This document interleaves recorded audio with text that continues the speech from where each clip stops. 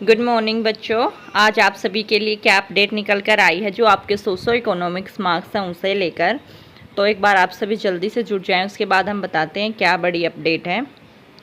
तो ये आप देख सकते हैं, जो पारिवारिक आय है 1.80 लाख रुपए तक सालाना वालों को ही मिलेंगे सामाजिक आर्थिक मानदंड के लाभ।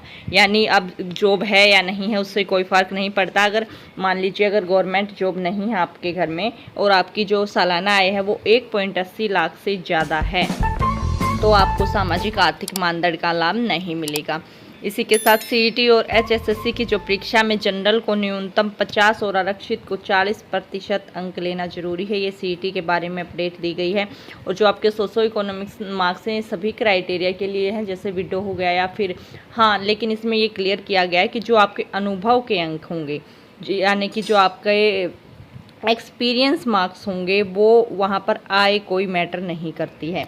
यानी आपकी आय 1.80 लाख से कम है ज़्यादा है, वहाँ पर सिर्फ मायने नहीं रखती हैं जहाँ पर आपका एक्सपीरियंस चेक किया जाएगा। बाकी अदर जो भी क्राइटेरिया होंगे वहाँ पर आपको ये मार्क्स लेने हैं, तो आपकी जो सालाना आय है उसके आधार पर ही आपको मिलेंगे।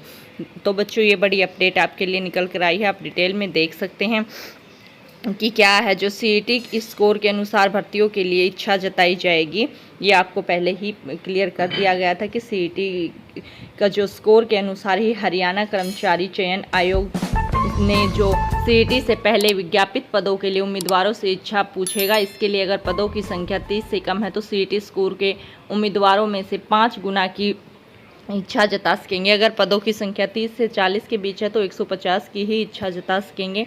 अगर पदों की संख्या 40 से ज़्यादा है तो 4 गुना इच्छा जता सकेंगे। इसके लिए आयोग कट ऑफ मार्क्स भी बताएगा।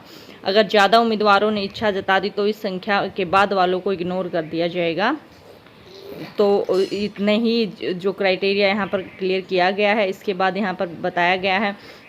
इसके बाद आयोग लिखित परीक्षा लेगा। इच्छा जताने वाले उम्मीदवारों को फिर अनारक्षित पद के लिए कम से कम 50% और आरक्षित पद के लिए कम से कम 40% अंक प्राप्त करने होंगे। यहाँ प्राप्त अंकों में सामाजिक आर्थिक मानदंड के फिर 2.5% अंक जोड़े जाएंगे। एक बार आपको यहाँ पर क्लियर कर दे बच्चों कि आपके जो सामाजिक आर्थिक मानदंड के नंबर हैं, एक तो वो 1.80 लाख से कम आपकी होनी चाहिए जो सालाना आय है। उसके बाद जो आपके जो सोशो इकोनॉमिक्स मार्क्स जिन बच्चों को मिलेंगे तो वो 2 बार मिलेंगे, एक बार सीईटी के पेपर में और एक जो आपकी विभागीय परीक्षा होगी। यानी जिस भी फील्ड में आप क्या कोई भी जो पेपर होगा उस पोस्ट के अकॉर्डिंग आपका उसमें दोनों में अलग अलग आपके मार्क्स जुड़ेंगे।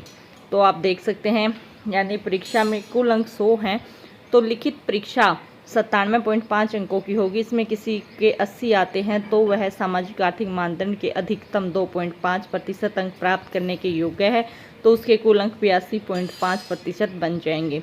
इस तरह लिखित परीक्षा का मेरिट आधार पर परिणाम घोषित होगा। अगर किसी के 50 या 40% अंक प्राप्त नहीं होते तो जितने पद रिक्त रह जाएंगे उन्हें दोबारा से विज्ञापित किया जाएगा।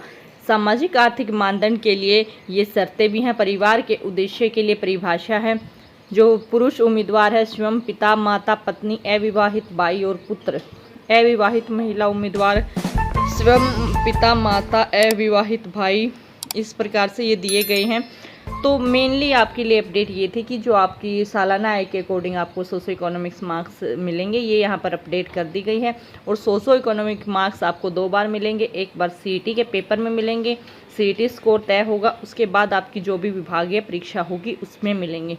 तो बच्चों ये बड़ी अपडेट आपके लिए निकल कर आ रही थी। आगे इस पर जैसे ही कोई अपडेट आएगी हम फिर से आपके साथ जुड़ेंगे, शेयर करेंगे। तब तक आप अपनी जो भी पढ़ाई है वो जारी रखें।